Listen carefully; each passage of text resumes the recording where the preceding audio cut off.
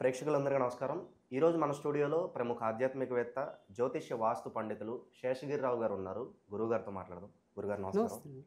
గురుగారు, ఏప్రిల్ నెలలో మొదటగా మేషరాశి వారికి ఈ మాసం అంతా కూడా ఎలాంటి ఫలితాలు ఉండబోతున్నాయి గురుగారు?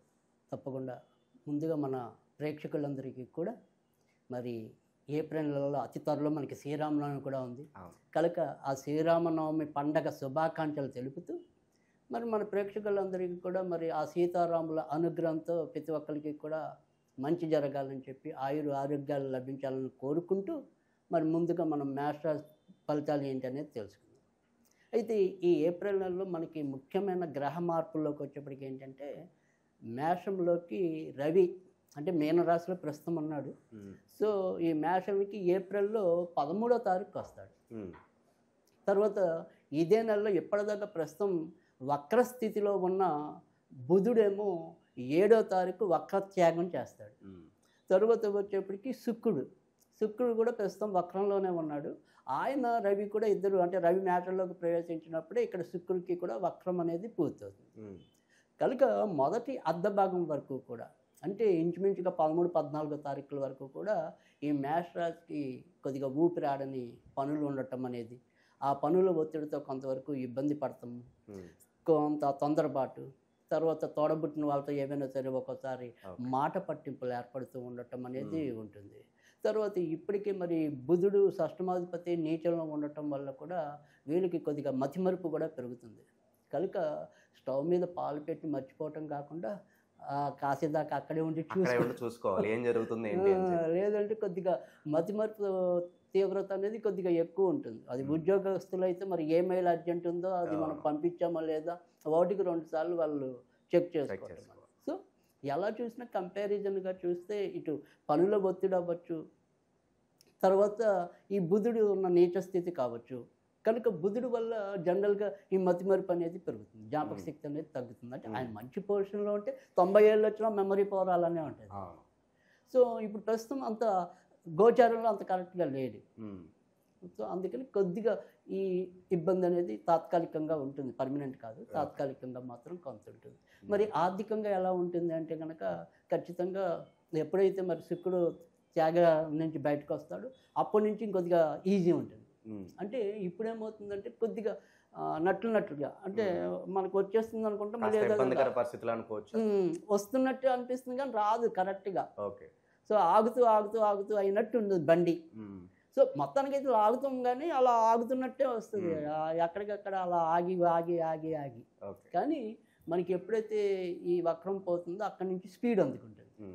సో అక్కడి నుంచి ధనం అనేది ఒకటి. తర్వాత రెండోది ఏంటంటే వీళ్ళు ఏమైనా సరే మార్పులకు అన్వేషిస్తున్నట్టయితే, అంటే కొంతమంది ఇల్లు మారాలనుకుంటారు, కొంతమంది ఉద్యోగం మారాలనుకుంటారు, ఇలా ఒక్కొక్కరికి ఒక్కొక్క మార్పు అనేది మధ్యలో కోరుకుంటూ ఉంటాడు. మనిషి అన్నాక మార్పులతోనే ఉంటుంది జనరల్గా, ఏదో ఒక మార్పు తీసుకుంటూ ఉంటాడు. సో మరి అలాంటి మార్పులు ఇప్పుడు తీసుకోవటం మంచిదా కాదా అనేది కూడా కొంతమంది ప్రేక్షకులకి సందేహం వస్తూ ఉంటుంది. సో ఖచ్చితంగా ఆ మార్పు అయితే తీసుకోవచ్చు. ఇప్పుడు అది కాక ఎలాగైనా ఏదో ఒక మార్పు అనేది కూడా జరిగి తీరుతుంది ఏప్రిల్ నెలాఖరులోపుగా. మనం వద్దనుకున్నా కూడా ఎంతో కొంత మార్పు, అంటే ఇప్పుడు సపోజ్ ఉద్యోగస్తులకి ఏ మార్పు లేదనుకోండి, ఆయన సీట్ మారిపోతుంది, లేదా ఆయనకి ఇచ్చే ప్రాజెక్ట్ మారిపోతుంది. సో ఆ మారడం అనేది లాభదాయకం అంటారు గురుగారు? ప్రస్తుతం అయితే మనకి మేషరాశి వాళ్ళకి కొంతవరకు లాభ బాటే ఉంటుంది. అంటే ఏ నడిచాను అనేది ఈజీ వల్లే ఏర్పడింది కానీ ప్రస్తుతం కొద్దిగా ఏమైనా ఉంటే అశ్విని నక్షత్రం మీద కొద్దిగా ఎక్కువ ఉంటుంది. అంటే ఇప్పుడు శని రావటం కొద్దిగా అశ్వినికి దగ్గర ఉన్నాడు. మిగతా 2 నక్షత్రాలు అంటే భరణి కృత్తిక కన్నా కూడా ఈ అశ్వినికి కొద్దిగా ఎక్కువ ఛాయ అనేది ఉంటుంది. సో అందుకని ఇంకొద్దిగా ఇంపాక్ట్ అనేది ఏదైనా ఉంటే అది దాని మీద ఉంటుంది, అశ్విని నక్షత్రం మీద. బట్ అప్పుడే ఏళ్ళు నడిచిన ప్రభావం అనేది ఇంకా పూర్తిగా ఏం పెద్దగా కనపడదు. నార్మల్లీ అంత మరీ మనం భయపడాల్సింది కూడా ఏమీ లేదు. సో ఇక కొత్తగా పెళ్ళిళ్ళు కావాలి అనుకునే వాళ్ళకైతే కనుక మనకి 7 నక్షత్రంలోనే కొన్ని పెళ్ళిళ్ళు అవుతాయి, కొన్ని మంచి కూడా ఉంటుంది. సో ఖచ్చితంగా ఇప్పుడు అశ్విని నక్షత్రానికి కూడా ఈవెన్ అంటే మనం ఇందాక కొద్దిగా 7 నక్షత్రాల ప్రభావం ఉంటుందన్నాం కానీ బట్ పెళ్ళికి మాత్రం 3 నక్షత్రాల వారికి కూడా కొద్దిగా అనుకూలత అనేది ఉంది. ముఖ్యంగా ఎప్పుడైతే శుక్రుడు వక్రంగా వదిలేస్తాడో ఇంకా బాగుంటుంది. ఎందుకంటే మేషరాశి వాళ్ళకి ఈ భర్త లేదా భార్య కారకుడు శుక్రుడే. ఓకే. సో ఆయన వక్రం నుంచి త్యాగం అవుతాడు కాబట్టి, ప్రస్తుతం ఓషలోనే ఉన్నాడు కాబట్టి ఖచ్చితంగా వాళ్ళకి పెళ్లికి అనుకూలమైన గురుగారు అలాగే ఎవరైతే సొంత ఇల్లు కొనుక్కోవాలనుకుంటున్నారో వీళ్ళకి ఎలా ఉండబోతుంది మరి ఈ మాసం? తప్పకుండా. ఎందుకంటే ఎప్పుడైతే ఏదైతే మేషరాశి అనేది ఉందో ఆ మేషరాశికి సంబంధించినంత వరకు కూడా ఈ ఏప్రిల్ నెలలో 12వ తారీఖు నుంచి 27వ తారీఖు మధ్య ప్రయత్నించినట్టయితే కనుక ఎక్కువ అనుకూల స్థితి ఉంటుంది. సో 12 నుంచి 27. సో అప్పుడు మనకి ఎక్కువ అనుకూలమైన స్థితి ఉంటుంది. అయితే తాత్కాలికంగా ప్రతి ఒక్కళ్ళు కూడా కొంతవరకు జాగ్రత్తగా ఉండాల్సిందంటే ఏప్రిల్ 16 నుంచి 18 మధ్య. సో ఊహించిన ఆర్థిక నష్టాలు కానీ, తర్వాత మనం మొదట్లో చెప్పుకున్నాం ఇలా తోడబుట్టిన వాళ్ళతో ఏమైనా మాట పట్టింపు.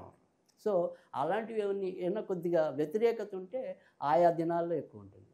సో అందుకని అక్కడ కొద్దిగా జాగ్రత్తగా ఉండాలి. ఇక ఆరోగ్యపరంగా ఎలా ఉండబోతుంది గురుగారు? రైట్. ఇందాక మనం చెప్పుకున్న ఒక అది అనారోగ్యం కాకపోయినా అదొక అనారోగ్యం మతిమరుపు అనేది. సో అది మనం చెప్పాం. కానీ విడిగా వచ్చేప్పటికి ఏంటంటే కొంతవరకు వీళ్ళకి ఈ గొంతుకు సంబంధించిన తాత్కాలికంగా ఏమైనా సరే ఇన్ఫెక్షన్స్, సో చీటికి మాటికి పడిసం పట్టి వదలకపోవటం, సో ఇలాంటివి తాత్కాలికంగా ఉంటాయి తప్ప మరీ ప్రమాదకరమైన స్థాయి అనారోగ్యాలు అయితే ఉండవు. సో కొంతవరకు రిలీఫ్ అనేది ఉంది.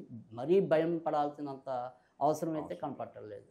సో ఆ రకంగా మాత్రం కొంత మంచే ఉంది అని చెప్పచ్చు. ఇవన్నీ నార్మల్గా వచ్చే అనారోగ్యాలు. సో అవి పెద్ద బాధ కాదు.